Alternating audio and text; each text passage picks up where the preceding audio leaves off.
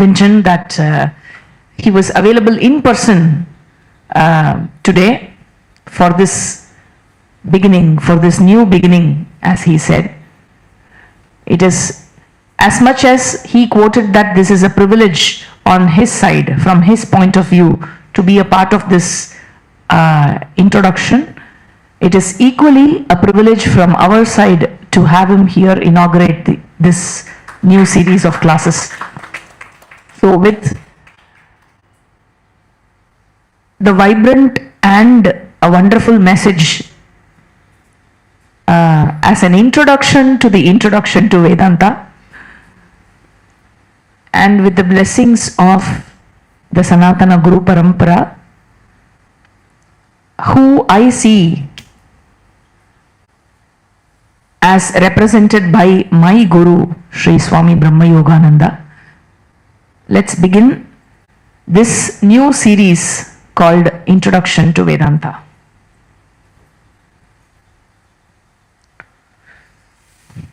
Ready?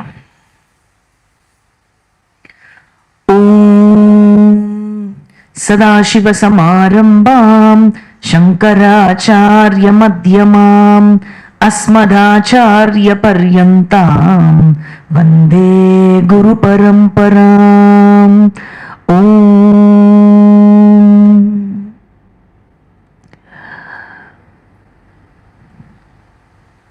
There has been a lot that has been told about the teacher,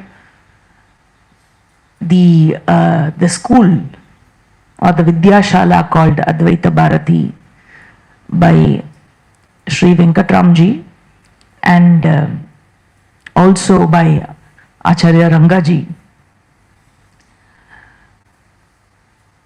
All that he told or they told may be true, may not be true, because where somebody tells you that you are very, very special because you belong to a particular place, because you are in a particular Vidyashala, because you are with a particular person, that it makes you special, or because you joined a particular institution. I would say that you have to be careful about that person. Okay?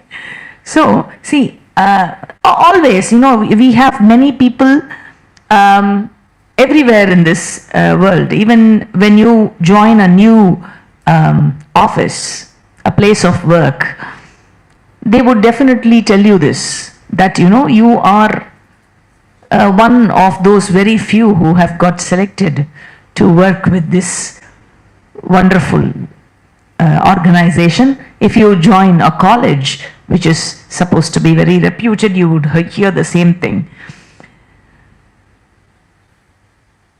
Much the same way, perhaps, as is told everywhere. But if you go ask the teacher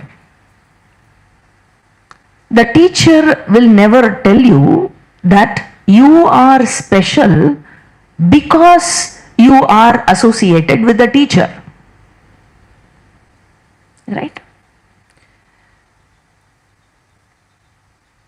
Well, the students may say that, the other Acharya may say that, perhaps because that is his magnanimity, and the students may say this because maybe they have discovered this over a period of time, over a period of their study. Say for 4 years or 5 years they have studied with the teacher, and as a result of that, this is what they have discovered in themselves. Bhagavan Shankaracharya, in his work called Viveka Chudamani, makes a shloka where he says, Durlabam trayame vaitat devanugraha hetukam manushyatvam mumukshutvam mahapurusha samshrayah. Your face is blocked. He says there are 3 things that are very rare. What is rare is Manushyatvam. Being human is very rare. And rarer than that is being human, having the desire for scriptural knowledge, mumukshutvam. The desire for freedom. And the rarest is Mahapurusha Samshrayaha.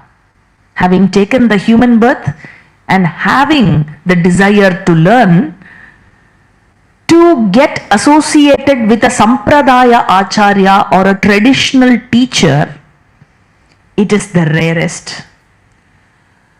So what makes the difference is not the person you are associated with. What makes the difference is the teaching tradition, which we call as the Sampradaya. The teaching tradition that you are associated with. Because what I feel is this teaching tradition is definitely very, very unique. And I have no doubt about this teaching tradition, which stands unparalleled today, even after millions of years. Always, we will have people around us who keeps talking about, who keeps telling us that our problems in this life has got no solution. Human problems has got no solution. You will have problems and you live with problems. You live with sorrow. There was a very big hoarding that used to be kept on the Gemini flyover in the Mount Road in Chennai here, a decade or two back. It's a very beautiful hoarding, a very big one. I think it was by the Economic Times. The advertisement that they made through the hoarding is a very, very impressive one. In that advertisement hoarding, there is a huge dog, a very ferocious breed of dog, and which is trying to attack a cat which is right in front of it. The cat is just sitting a few feet away from the dog, and the dog is ready to attack, is ready to pounce on the cat. But the cat is looking calm and quiet. It is sitting just before the dog, very calm and quiet. The dog is ferocious, but the cat is not frightened. Normally, when you see a ferocious dog, when a cat sees a ferocious dog, you know what happens, it runs away. But this cat seems to be a wise cat, a jnani, a jnani cat. So this cat, the dog is barking, and this cat is not afraid. In fact, it seems to be amused with the barking dog, that it is quite enjoying this dog barking. It is just watching. Seems to enjoy the whole thing that is happening there with a very, very calm and composed mind. And the caption of the hoarding is, "Knowledge is power." That's all the hoarding says. Okay, the rest is supposed to be understood by the people who are looking at it. So, battery is running low. So, you have to understand from that hoarding as to what is being conveyed by that. This cat, as we saw, is a wise cat, and we saw that this dog is stretching to get hold of the cat, but as it tries, it is not able to reach out to the cat. Yes, done. It is not able to reach out to the cat because it is tied to a leash, and say the leash is about 5 feet long, the cat is sitting another 2 feet away, for example. Therefore, the dog is not able to stretch beyond the limit to reach out to the cat. And the cat seems to be knowledgeable that the dog cannot reach out, that the dog cannot harm it, the dog cannot do anything or even touch it. Such a frightening situation for the cat. Normally a question of life or death, but the cat is calm. This is a very impressive advertisement for a Vedanti at least, and it instantly connects with our scriptural teaching, where our teaching in our scriptures talks about two types of knowledge. The first type of knowledge is that which will not give you any direct benefit. By gaining that, the first type of knowledge we are talking about, you will not gain any direct benefit, and you will need to do something after that knowledge. After gaining that knowledge, you need to convert that knowledge into something else to gain benefit, to draw the benefit. We can call it as indirectly beneficial knowledge. This is the first type. The second type of knowledge that our scriptures talk about is that knowledge gaining which you don't need to do anything else. The knowledge itself will give you the benefit directly. Just by knowing, you get the benefit. And this type of knowledge, this second type, is called directly beneficial knowledge. Now, what is the difference between these two forms of knowledge? The first type, knowledge, has to be, as we saw, has to be converted into money, power, possession, any form of entertainment or enjoyment, name or fame or power or whatever it is, for you to draw the benefit out of that. This is the form of knowledge that we are commonly aware of. All our education system, the worldly education that we receive through schools and colleges, do not give you, the moment you finish your engineering, you don't get a salary credited into your account. Yeah? You need to get a job and slog there over a month to see a credit in your account. Right? So, the engineering qualification that you gained belongs to the first category of knowledge called indirectly beneficial knowledge. The knowledge that I know cooking does not quench my hunger. I need to get up and cook so that the food is available to quench my hunger. These are all the first type of knowledge called as the indirectly beneficial knowledge. As the saying goes, that mere knowledge will not feed you, mere knowledge will not clothe you, mere knowledge will not shelter you. Means what? You have to work after that. Right? So, the second type of knowledge, we saw that it is called directly beneficial knowledge. Now, what is this kind of knowledge? It is that knowledge which I don't need to convert. It is that knowledge which I don't need to convert into money or power or name or fame or possession or anything or property or any form of entertainment for me to draw the benefit. The knowledge will directly be beneficial to us. Like what? Like our cat. The cat knew that the dog cannot harm it. Period. It didn't have to do anything beyond that. The cat did not do anything to convert this knowledge to gain benefit out of the knowledge. The mere knowledge was enough. that I am away from the dog, I am not accessible to the dog, and the dog cannot touch me.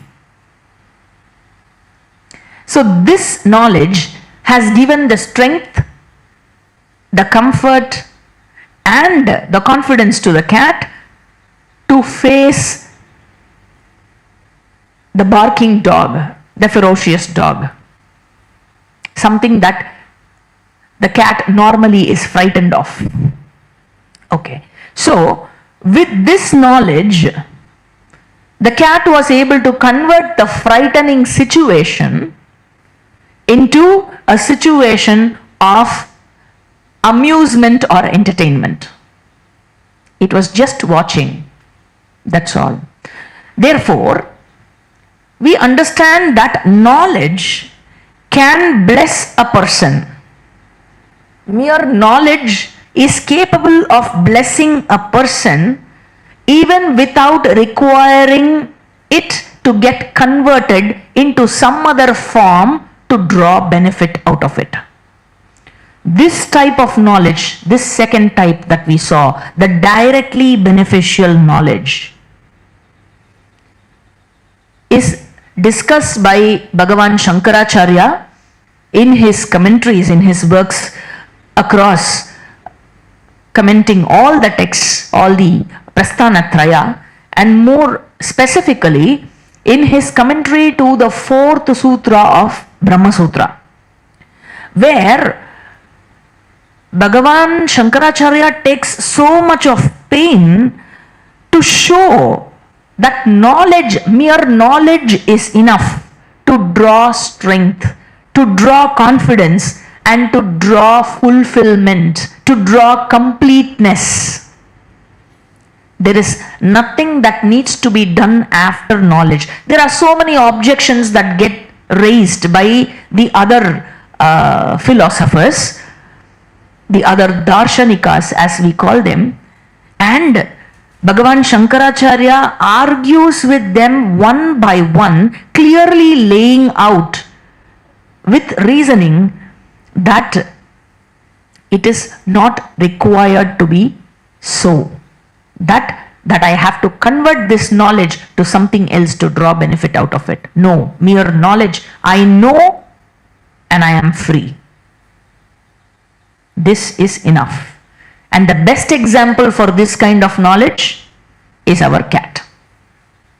Because it has got the benefit out of the knowledge it has gained.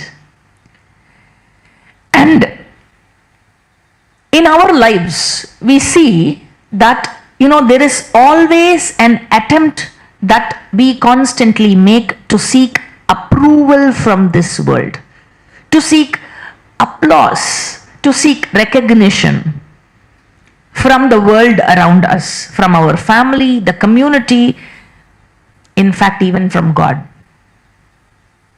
Right? So we ask him, I did this, I did that, I do puja every day, I chant Sahasranama every day, and you have not done anything to me.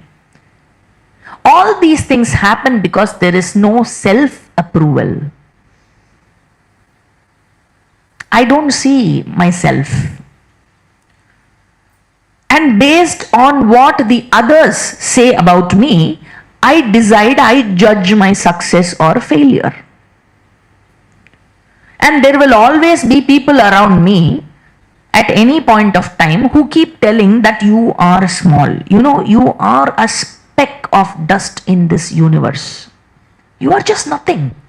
Just visualize, you are here. The city where you are, the province where you are, the state where you are. Yes, I am limited.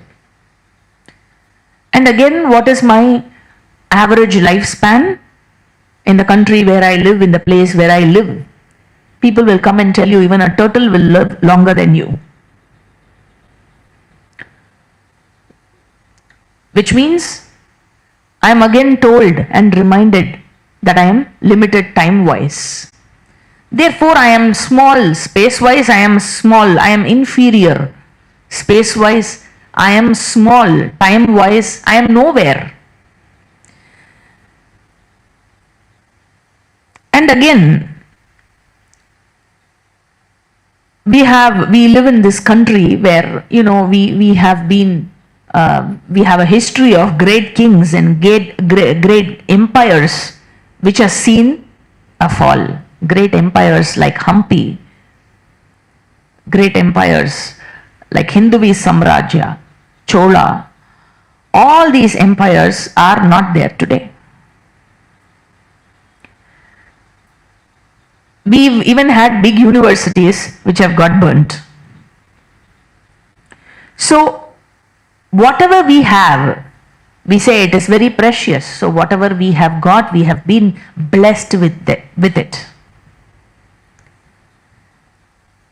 In every part of my transaction in my day-to-day life, I am again and again reminded of my insignificance.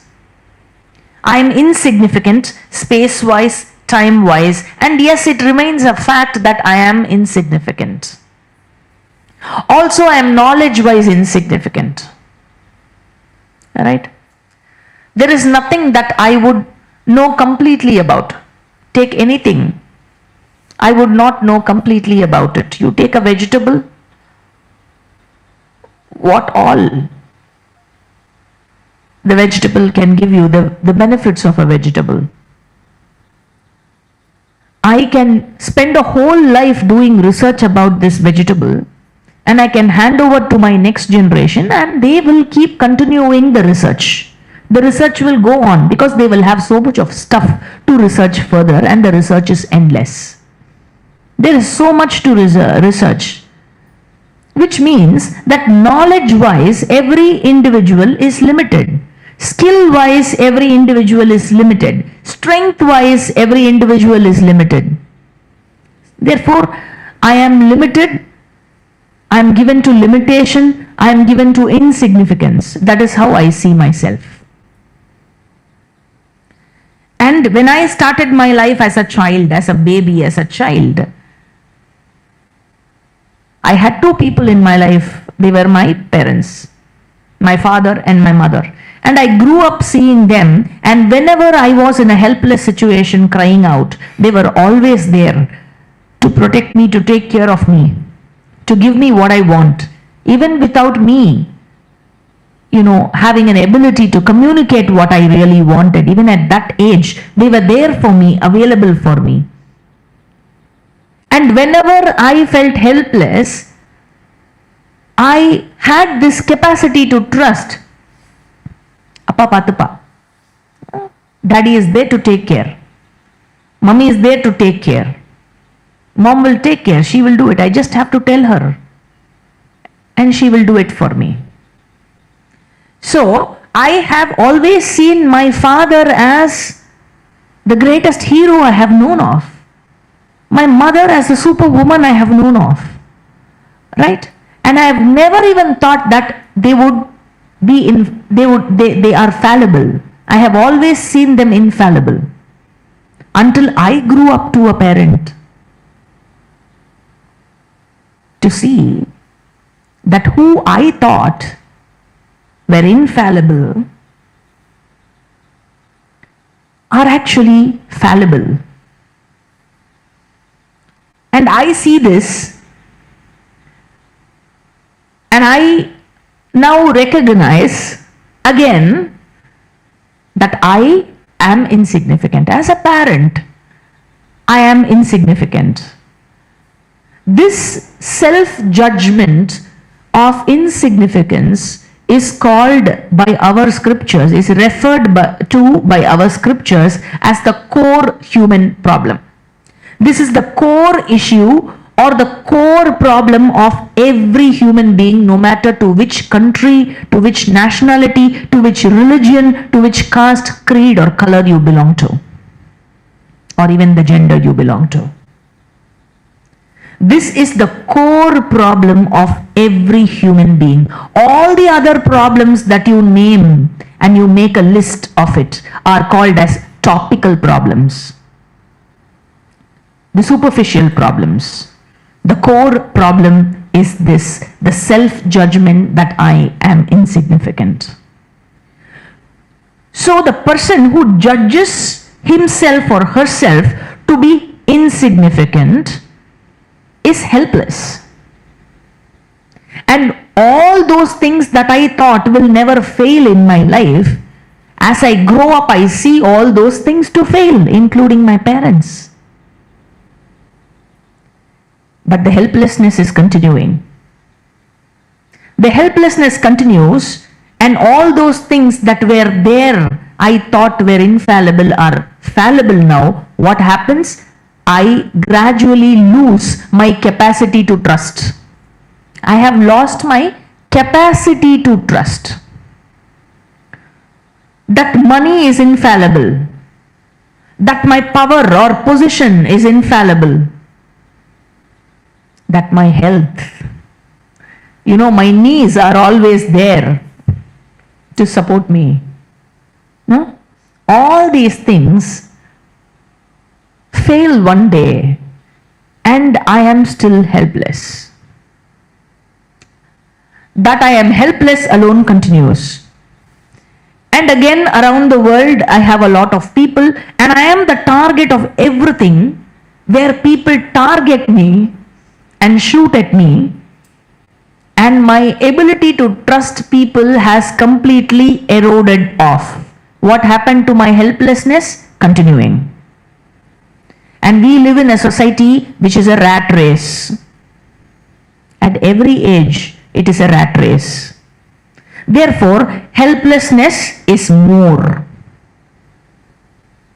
Especially in Indian society, in Tamil Nadu, to talk of, this capacity to trust, the helplessness. If you buy a packet of milk, you can never trust that what you have in that packet is milk. At least in the US it is not like that, I believe, because US is one place which is very wonderful, because you can have milk without milk. Yeah. You can have coffee without coffee. You can have sugar without sugar. You can have anything on this earth without that one. How do you know? Because it will be written on that. And a few decades back, this idea was imported from the US, which is very popular now in India. You can walk without walking. That is called a treadmill. You can jog without jogging. So anything you can do without that one. This idea is of the US. A very beautiful idea. But at least you know what you have signed up for, because it will be written on that. It will say it is a milkshake. It will say contains no milk. So I know what I am drinking is not milk. Right? I don't know what I am drinking, but I know it is not milk. Right?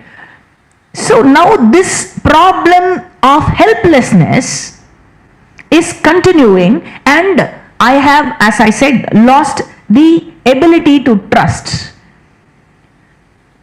There is, this group called an existentialist who will come and tell you that, there is no solution to human problem. You have to be selfish, and only a selfish person can draw benefit out of it.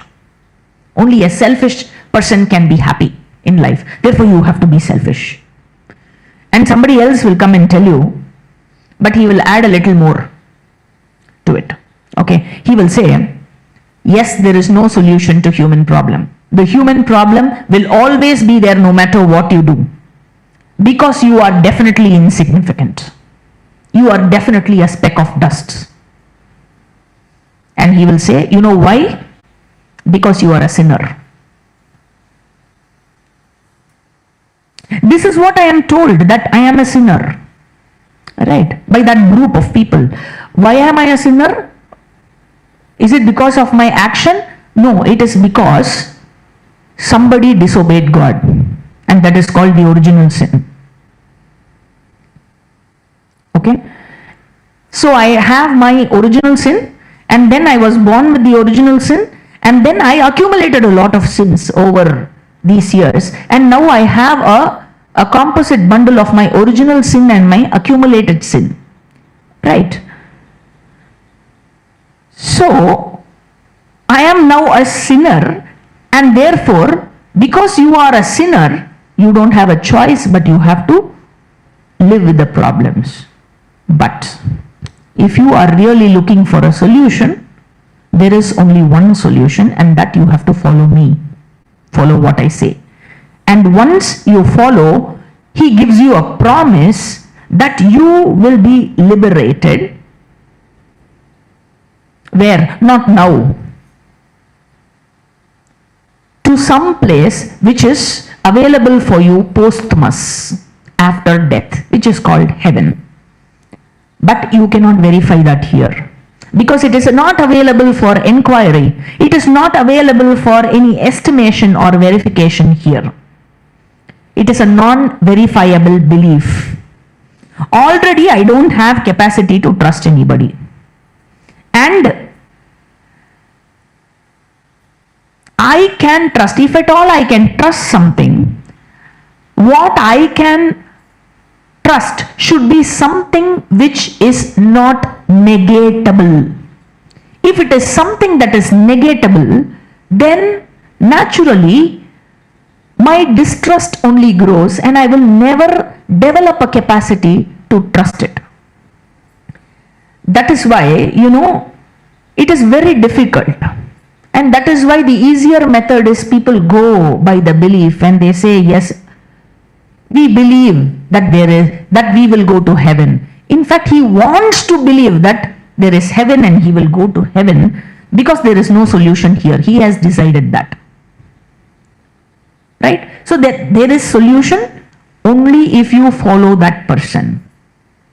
More importantly, not if you follow the other guy. You should follow only me and not him. And what is the other guy saying? He will also say something similar. And he will say, don't follow me, follow me. If you don't follow him, follow me. So, what about our scriptures? We also have something similar in our scriptures which says, you go to Vaikuntha, you go and be with God. Now, the thing is, where one is intelligent, he will see that even going there is not going to give me a solution, because, why? Because I am going there. That's all. And I will have many like me who are there, and I am going to have comparison. I am going to get into problem again. Alright, maybe the standard of living is better off than here. That's all. Right? So, the question is, are you, or rather we can say this, where I have a lot of problem, then I should be able to start questioning. What should I start questioning is that whether at all these problems are real. Because again, the knowledge, the Vedanta Shastra is here to give us the knowledge, because the Karma Kanda promises you a lot of things. You do this, you get that, you do this, you get that. And finally, an intelligent person sees that no matter what I do following what is told in Karma Kanda, I am not getting, or I am not able to get out of all the problems in life. And finally, at the end of Karma Kanda, Vedanta is sitting with a board called May I Help You? And those who are willing to ask for help, Vedanta Shastram is ready to give you that knowledge which is going to, protect you or reveal to you, protect you by revealing to you that you are already free. Knowing which you will be free, meaning because you were already free and you did not know the fact that you were free. Therefore, you have a solution to your core problem, which is here and now. And this Adi Shankaracharya, in his various commentaries, in fact, in his introductory Bhashyam to Bhagavad Gita, he establishes that mere knowledge alone is enough for you to draw the benefit out of it. So Shastra aims to give you this kind of knowledge. Vedanta Shastra aims to give you this kind of knowledge, which is a directly beneficial knowledge, knowing which you don't need to do anything because the benefit is here and now. Just like how the cat looked at the frightening dog with a very calm and composed mind, because it knew that the dog cannot touch it. Much the same way, you will be able to look at this world with the knowledge that this world cannot touch you at all. This directly beneficial knowledge is the primary subject matter of our scriptures. And what is that knowledge about? What is that knowledge about? For that, Adi Shankaracharya, in the introductory bhashyams, he says that knowledge is called Atma Vidya. That knowledge is called Atma Vidya. The knowledge which will liberate a human being, giving him strength and confidence to face all the frightening situations in this world, all the sorrow in this world, all the problematic situations in this world, where he will be able to see that there is no real problem indeed. So, I will know and I will have a capacity to face my situations in life because of this knowledge which reveals my real self. And where I have to see my own self, how do I see? I use the mirror, right? This example is given in our scriptures because Shastra is called Shastra Darpanam, which reveals myself to me. All that I need is a functioning pair of eyes to enable the mirror to facilitate me seeing myself.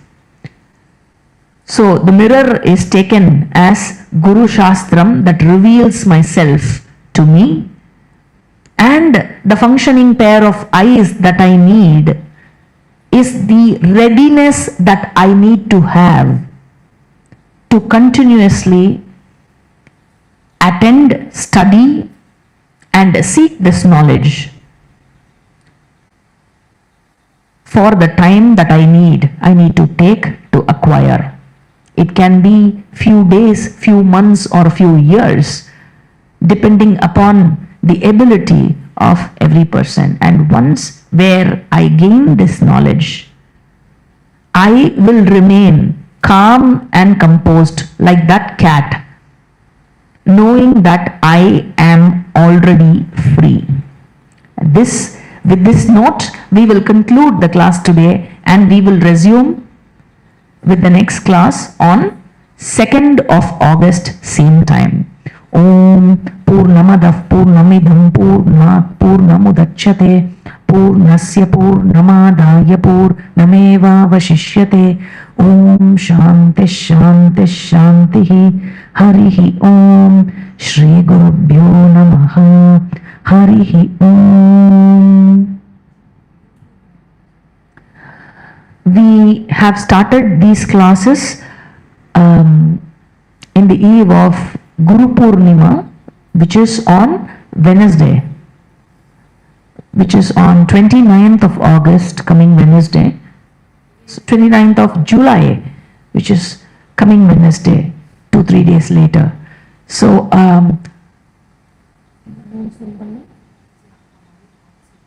you can, the Guru Purnima which is celebrated here will be streamed live, and all those of you who are available can participate online through the YouTube link that will be shared in the WhatsApp group. Hari Om.